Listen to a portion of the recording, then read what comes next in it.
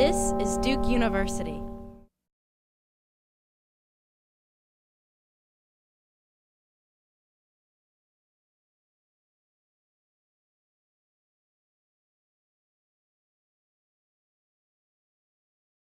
Good morning, my name is Jeline, and today I'm going to be talking about the Rwandan refugee crisis and how a particular United Nations law affects refugee ideas of identity and belonging.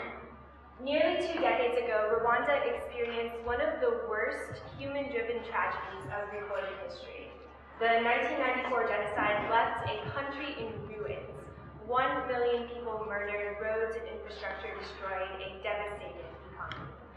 The horrors of genocide instilled a deep-seated fear in people on both sides of the disaster, victims and perpetrators, Tutsi and Hutu. Millions were uprooted by this fear and the violence that inspired it. Even today, 19 long years after the victory of the Rwandan Patriotic Front that ended the genocide, some continue to leave.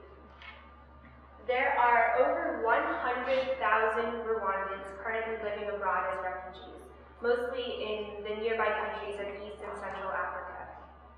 Some fled decades ago, forced out by the persecution of Tutsi and modern Hutu that was widespread even before the 1994 genocide. Many left during and immediately after the genocide, and still others have escaped in the years that followed, as a reaction to Rwanda's post-genocidal political conditions rather than the genocide itself.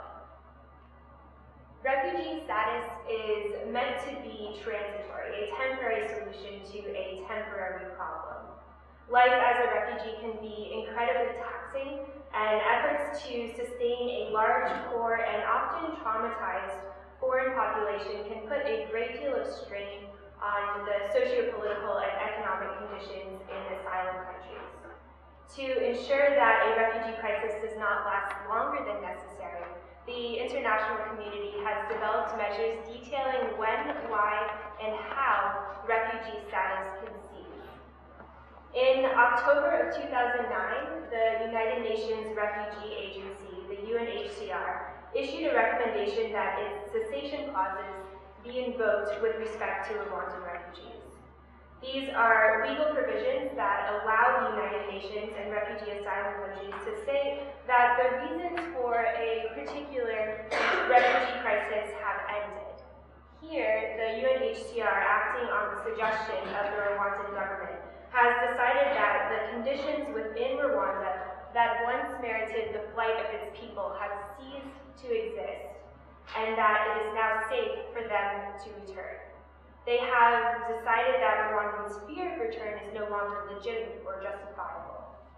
In July of this year, all remaining refugees, 100,000 men, women, and children, will lose their group refugee status and the legal protection and benefits this status carries.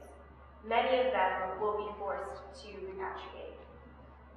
In order to invoke the cessation clauses, the UNHCR and refugee asylum states must investigate the conditions in the refugee's country of origin and determine that they have changed sufficiently to warrant the safe return of its people.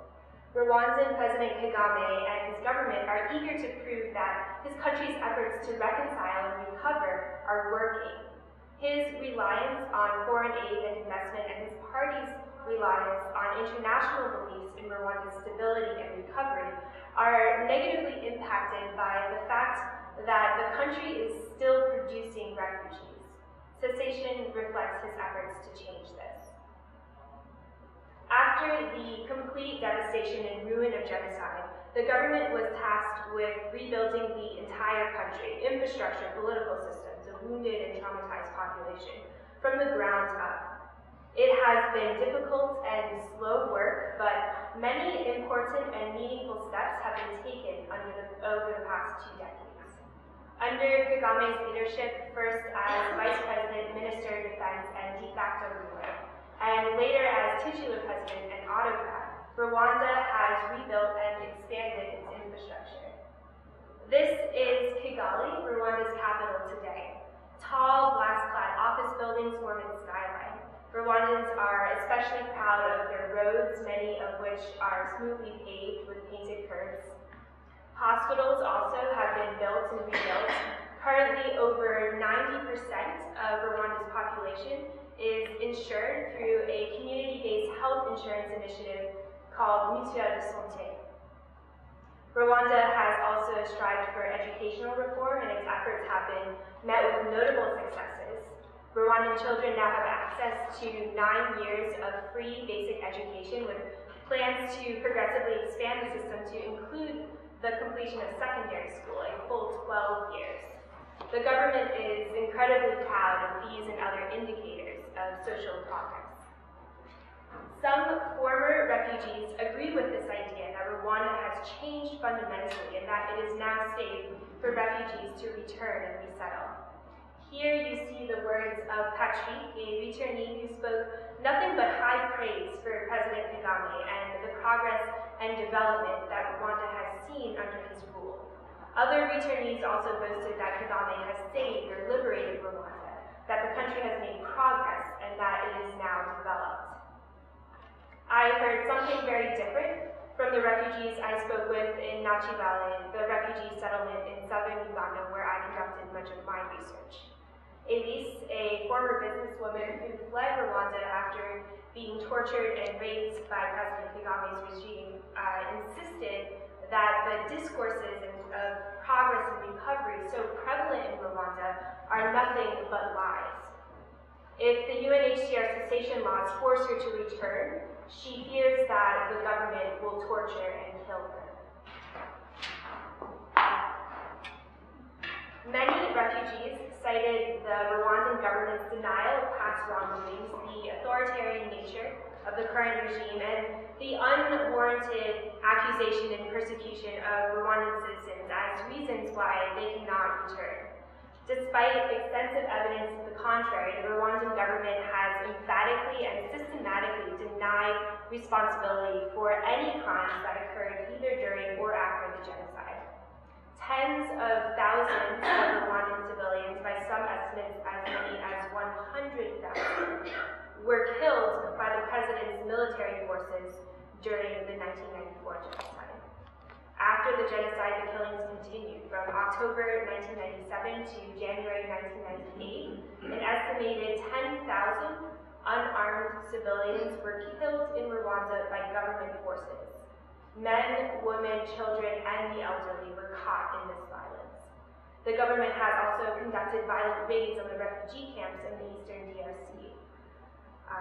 Kagame's government will not take responsibility for any of these terrible human rights violations. In the words of Jean-Pierre, a school teacher whose wife was murdered by the president's forces, the explanation for this is simple. If you had killed someone, would you tell?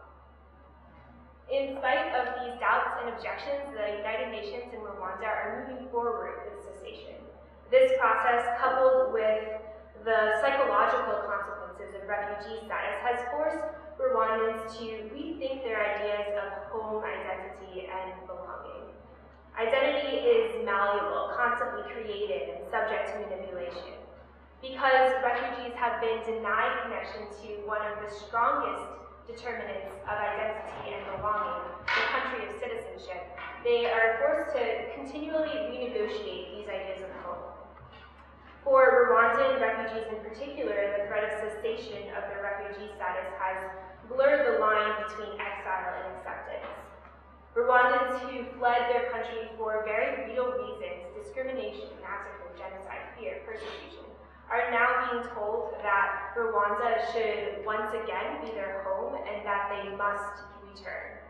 They are experiencing a mandatory redefinition of both self and identity. Some of the Rwandan refugees I spoke with retained an incredibly strong sense of Rwanda as both their country and their home. Among the most vocal proponents of this idea were Clément, a priest, and Jean-Pierre, the former school teacher. Despite their current refugee status, for these two, Rwanda remains their country and their home.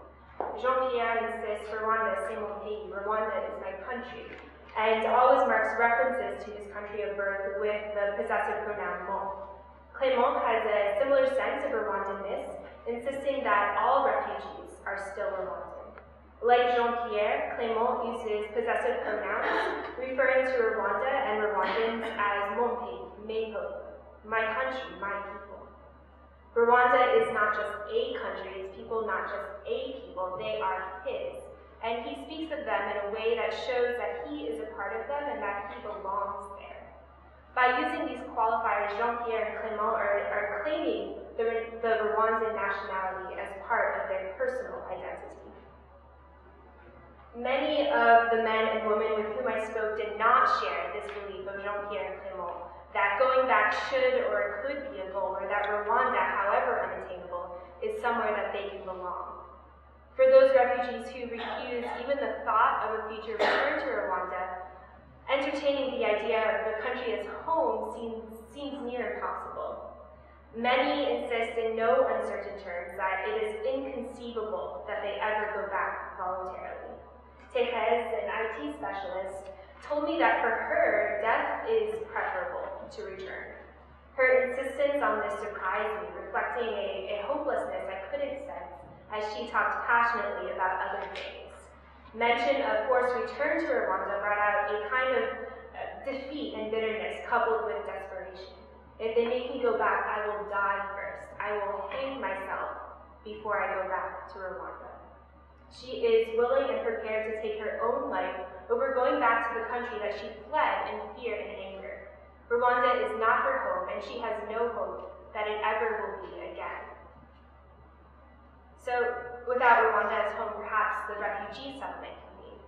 As much and as fervently as the camp commanders and settlement officials insist that Nachi Valley serves as a home for its refugees, this was not a sentiment that I heard from any of the men and women with whom I spoke. Life in Nachi Valley is a struggle every day, and many want to leave. As one refugee told me, "This is where I live now. My house is small, my children are hungry, of course I want to leave. But you tell me, where should I go?" Many refugees in Nachi Valley live in limbo. Life as a refugee is intentionally temporary. The uncertain possibility of return can paralyze them, interfering with their ability to make basic life decisions, to plan for their futures, to act on any potentialities.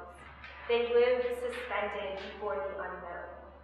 One refugee, Marcel, describes the state of limbo almost like running in place.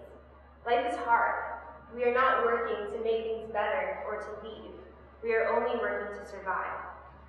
He feels like he isn't moving anywhere, that he isn't making any progress, and that his life has come to a kind of standstill. This emotional state of suspense is echoed by his legal status too. He remains a refugee only until the United Nations or Uganda, his country of asylum, decide otherwise. His life, his home, and his sense of belonging are completely at the mercy of powerful state actors. Different refugees emphasize different parts of their lives, connections, and experiences when negotiating their ideas of home. For some, both returnees and refugees, Rwanda as a physical space and a political entity continues to serve as the primary marker of their identity. Others feel as if they can no longer belong to the country because of the pain, injustice, or fear that they experience there. Life in Nachi Valley, the refugee settlement, does not lend itself to the kind of home creation they are searching for, and as a result, many live in limbo in suspense. I'd like to leave you all with the words of an old woman, Rosine, who I spoke with in the Nachi Valley refugee settlement. She fled Rwanda during the 1994 genocide after watching as her husband, her children, her parents, her neighbors, and her friends were murdered in front of her. We spoke together in her home where she sat hunched over, eyes downcast. When I asked her what she will do in July of this year, when the UNHCR cessation clauses first forced her and many others to repatriate, she began to cry and said to me, "Everyone I know is now dead. Why should I go back? What should I go back for? If I was there, I would think of them, of all those people I love who I saw killed. I still hear them dying. Now, as I'm talking to you, I hear them. I cannot back to Rwanda. That country is no longer my home. I look forward to your questions later. Thank you for your time.